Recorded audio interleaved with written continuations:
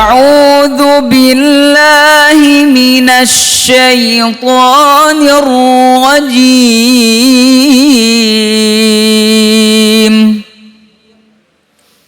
بسم الله الرحمن الرحيم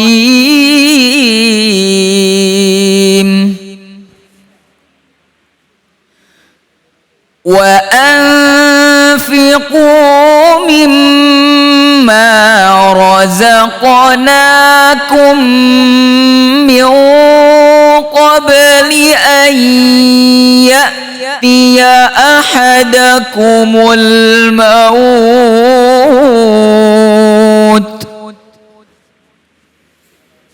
من قبل أن يأتي أحدكم الموت فيقول رب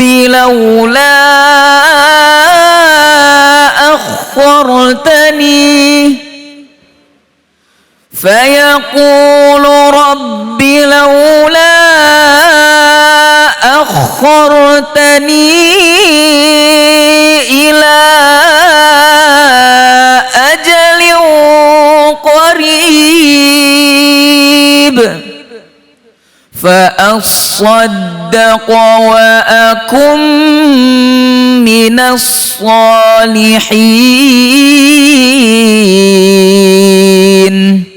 Sadaqallahul azim. Maha benar Allah dengan segala firman-Nya. Iqra'ul Qur'an fa innahu ya'ti yaumal qiyamah syafi'an li ashabi. Bacalah Al-Qur'an, maka insyaallah Al-Qur'an yang kita baca akan menjadi syafaat buat kita semua di yaumil qiyamah. Amin ya rabbal. Terima kasih kepada Ananda Muhammad Abian yang telah melantunkan ayat-ayat suci Al-Quran. Semoga menjadi ibadah bagi yang membaca dan umumnya bagi kita semua yang mendengarkan. Amin ya robbal. Kembali lagi di Cahaya Hati Indonesia. Alhamdulillah para pemirsa semua dimanapun berada dan para jamaah masih semangat? Siap terus mendapatkan kebaikan? Siap terus ibadah di bulan Ramadan? Alhamdulillah. Insyaallah kali ini kita akan kembali mendengarkan, kembali kita sama-sama memahami daripada kajian tafsir yang akan disampaikan oleh guru kita Ustazah Lili Rahmawati dengan surah Al-Munafikun ayat 10. Kepada beliau fa'alaiha falyatafaddal maskuron. Shallu ala Muhammad. Silahkan guru. Syukran jazil Ustadz Abe yang sangat luar biasa, selalu memberikan motivasi kepada kita semua ya. Beliau selalu ceria nih anak-anakku ya, Masya Allah.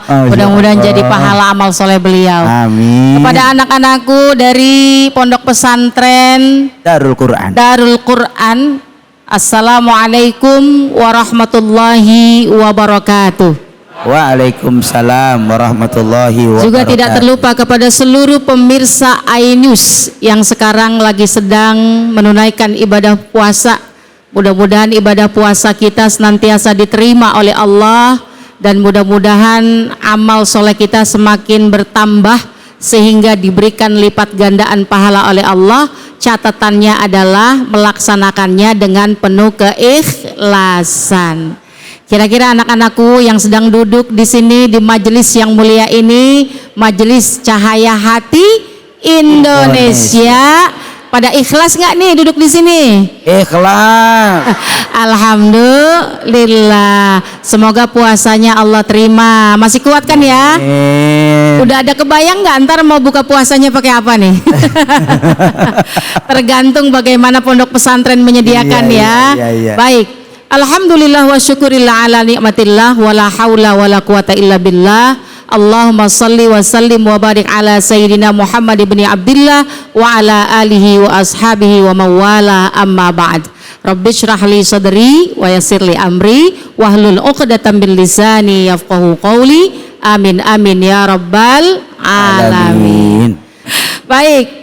Hari ini di siang ini kita mengkaji tadi setelah dibacakan ayatnya Masya Allah dengan suara yang begitu indah dan merdu.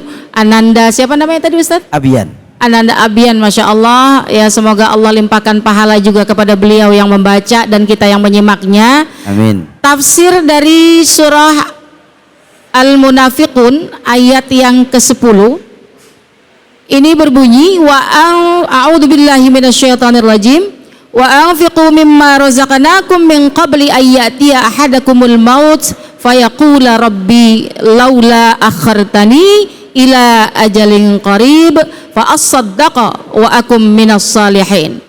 Bahwa artinya infakkanlah sebagian dari apa yang telah kami anugerahkan atau kami rizkikan kepadamu, artinya kepada kita hamba-hambanya Allah, sebelum kematian itu datang kepada salah seorang di antara kalian.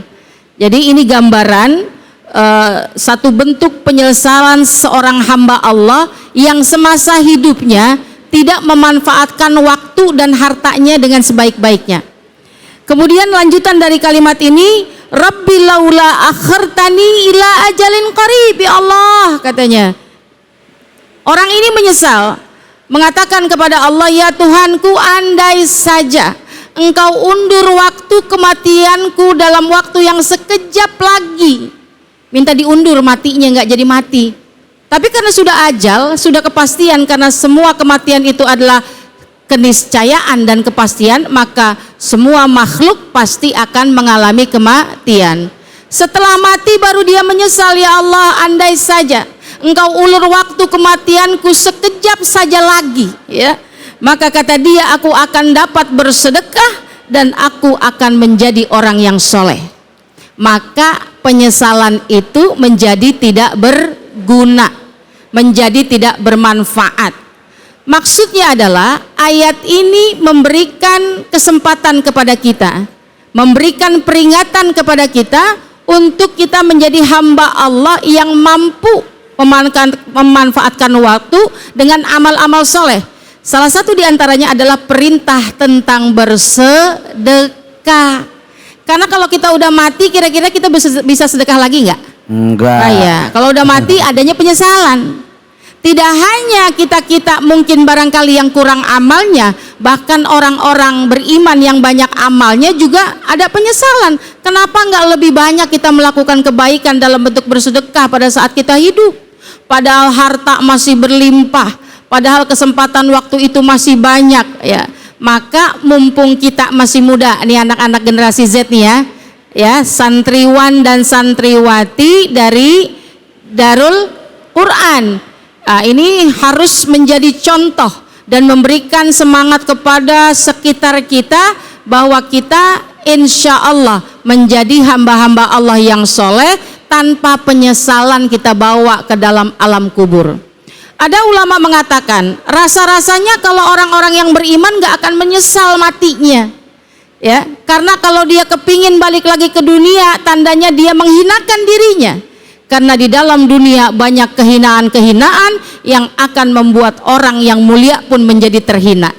Tetapi kalau kita yang merasa selama hidup banyak sekali waktu yang kita buang begitu saja tanpa kita manfaatkan dengan amal-amal yang soleh termasuk di dalamnya bersedekah, maka kita akan menjadi orang yang menyesal. Digambarkan dalam sebuah ayat juga di surah Al-Furqan, kalau orang menyesal itu seperti dia menggigit jarinya sampai habis tuh.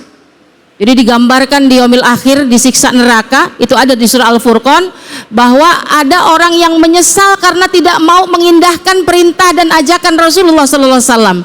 Maka gambaran orang yang menyesal itu seperti nanti di yaumil akhir itu dia gigit jari nih, gigit jari tanpa terasa saking menyesalnya, sampai jarinya itu putus. Sampai kepada mana? Kata Syekh Wahbah Zuhaili dalam tafsirnya, beliau mengatakan sampai habis lengannya tidak sadar dia gigitin. Kita kalau di dunia ini kalau kita kesel nyesel itu kan gitu kan ya Ustadz ya, Gregetan. Iya, apa gregetan, apa nyesel banget. Nah, di akhirat tuh begitu gambarannya, tapi nyata.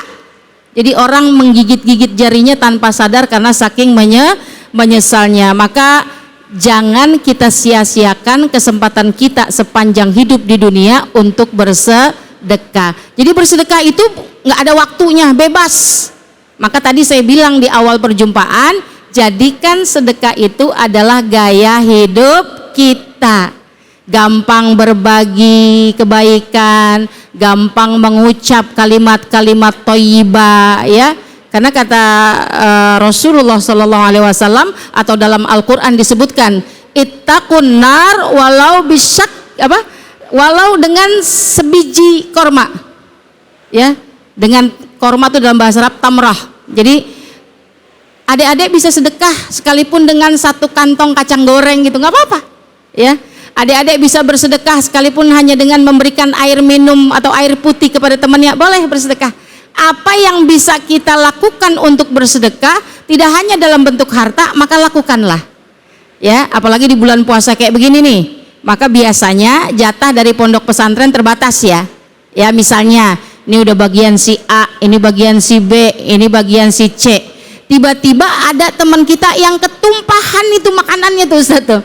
Pas mau buka puasa karena terburu-buru, pas mau bawa makanannya, terbalik itu makanan ketumpah. Kira-kira kita kesian nggak ngelihatnya? Kesian. Rela nggak itu makanan jatah kalian itu yang sudah satu piring dibagi berdua? Rela. Rela. Ayo jawab yang jujur. Rela nggak? Rela nggak? Insya Allah. Relanya begini Ustaz, nggak? Rela. Kayaknya rela nggak rela, ya. Maka ikhlaskan sebelahnya, maka itu akan menjadi limpahan pahala keberkahan yang luar biasa. Allah nggak tidur. Orang yang baik akan mendapatkan kebaikan, ya. Amin, amin. Karena kita akan mendapatkan imbalan pahala sesuai dengan apa yang kita lakukan. Terima kasih Ustazah. Waktunya udah habis nih. Iya, Masya Allah, padahal masih banyak. Nanti ada nyambung lagi. Oh gitu, baik, silakan. Oh, ada pertanyaan ya Ustaz? Iya. Oh iya, baik. Alhamdulillah luar biasa, saking nikmatnya beliau pembahasan luar biasa, tanpa disadari begitu terus waktu berjalan. Alhamdulillah. Ya, alhamdulillah. Tapi luar biasa yang beliau sampaikan buat kita menjadi motivasi, jangan sampai kita orang selama hidup di dunia tidak bersedekah. Betul? Betul. Ya, adik-adik masih semangat? Saking semangatnya ada yang mau bertanya sama Ustazah. Sok, mana yang bertanya? Silakan. Mangga, silakan. Wah, ini santriwan ini.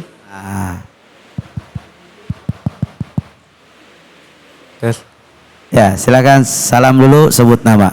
Assalamualaikum warahmatullahi wabarakatuh. Waalaikumsalam warahmatullahi wabarakatuh. Perkenalkan, nama saya Muhammad Fayat Al-Fatih Asibuan. Izin bertanya Ustazah. Siapa namanya? Jangan cepet-cepet. Muhammad Fayat Al-Fatih Asibuan. Muhammad Fayat Al-Fatih, Masya Allah. Bagaimana cara agar kita ini dimudahkan dalam beristiqomah untuk berinfak, terutama di bulan Ramadan? Oke, Masya Allah, ya. Barakallah. Terima kasih Fayat, berarti menyimak dengan baik kajian kita tentang sedekah. Ini pertanyaan dari kalangan Gen Z yang luar biasa. Karena jarang nih anak-anak muda nanya begini Ustaz. Kualitas Ustazah. Iya, Masya Allah. Boleh tepuk tangan buat semuanya dah. Biar semangat, ya. Bagaimana cara kita terus bisa istiqomah bersedekah terutama di bulan Ramadan. Rasa-rasanya kalau untuk istiqomah jangan hanya di bulan Ramadan. Ramadan itu bulan yang sangat mulia, penuh dengan keberkahan, lipatan ganda pahala, banyaklah fadilah-fadilah di bulan Ramadan. Nah, jadikan sedekah ini sebagai daily activity anak-anak, ya. Tahu kan daily activity? Wah, kalau anak sekarang mau bahasa Inggris juga keren-keren, Ustaz, paham banget ya. Jadi kebiasaan sehari-hari, kegiatan sehari-hari, dan jangan terfokus daily activity sedekah itu adalah dengan membagi uang, membagi harta. Tetapi senyum yang manis, tutur kata yang baik, itu daily activity. Maka bisa juga itu ditambahkan dengan apa? Itu setiap hari kita niatkan di dalam hati. Karena innamal a'malu binniyat. Tanamkan dulu di dalam hati bahwa saya ingin menjadi seorang pionir di dalam urusan bersedekah, misalnya begitu. Atau seorang pemuda yang istiqomah di dalam urusan bersedekah, nggak apa-apa. Aktifkan itu di dalam benak dan pikiran kita. Yang pertama, maka jaga terus niatnya supaya tidak pudar dan melenceng. Pelajari tentang apa saja fadilah-fadilah, keutamaan dahsyatnya beramal atau bersedekah, terutama di bulan Ramadan. Itu pelajari. Salah satunya tadi, ittaqun nar walau bisyikki, ya, tamrah. bersedekah walaupun dengan sedikit korma. Jagalah dirimu dari api neraka, kan, ittaqun nar, jagalah dirimu dari api neraka walau dengan sebiji korma, ya. Sekalipun kita nggak menemukan korma, misalnya faman lam yajid, kalau kita nggak bisa menemukan korma, ya, maka cukup dengan fabi kalimatin thayyibah, maka dengan ucapan-ucapan yang baik, ya. Jadi cari peluang kita bisa bersedekah apa aja. Ada orang jatuh tiba-tiba di tengah kita, buru-buru kita bangunin. Ya Allah, hati-hati ya, gitu. Adek kita jatuh di rumah, jangan dimarahin, tapi dibantu. Kenapa sih dek pakai jatuh? Hati-hati ya dek, ini mah kalau adanya jatuh diapain? Kagak ngelihat apa? Ya, jadi disapa baik-baik. Nah, kemudian minta kepada Allah, selain ikhtiar kita untuk terus bertekad bahwa jadwal kita sedekah, ada malaikat nih Ustadz yang selalu mendoakan di pagi hari terhadap orang yang rajin bersedekah, ya. Malaikat ada yang berdoa, satu sisi malaikat berdoa, Allahumma a'ti munfikan khalafa. Kata malaikat kepada yang rajin bersedekah, ya Allah, berikanlah dia lipatan ganda daripada harta ataupun sesuatu yang dia sedekahkan tuh, berkahilah. Baik. Tapi kalau orangnya kikir, pedit apa? Keket mengkene, merege hese, tuh bahasa apa tuh? Buntut gasiran, katanya kalau orang buntut gasiran pedit. Pedit gitu ya. Padahal mah itu cuma itu doang ya Ustadz, ya mitos ya. Iya. Tapi ada orang yang pedit banget tuh, nggak mau bersedekah, sekalipun senyum aja susah. Ya. Maka malaikat itu yang berdoa ini bukannya doain, malah nyumpain. Allahumma ti mumsikan talafa. Apa kata dia? Kata malaikat kepada orang yang pelit, yang bakhil. Ya Allah, hancurin tuh kepunyaan dia. Baik, Ustaz. Tuh, binasakan. Kira-kira adik-adik pengen yang didoain sama malaikat apa disumpahin sama malaikat? Doain. Maka tiap hari kasih kesempatan diri kita untuk bisa bersedekah. Karena bersedekah itu juga bisa menolak bala dan bisa menjadikan diri kita sehat, hati kita sehat, pikiran kita sehat, dan insya Allah bisa menjadikan kita semua menjadi hamba-hamba yang soleh. Jangan sampai kita menyesal di hari akhirat karena tidak mengindahkan firman Allah. Amin. Di surah Al-Munafiqun ayat yang ke-10. Tabarakallah Ustazah, alhamdulillah luar biasa. Demikianlah pemaparan beliau yang begitu luas, kaya ilmu, kaya wawasan, yang tentunya ini bisa kita jalani dalam kehidupan kita semua. Setelah ini kita akan sama-sama mendengarkan tausiah juga tanya jawab dengan guru kita Ustadz Muhammad Soleh. Maka jangan kemana-mana, tetap di Cahaya Hati Indonesia.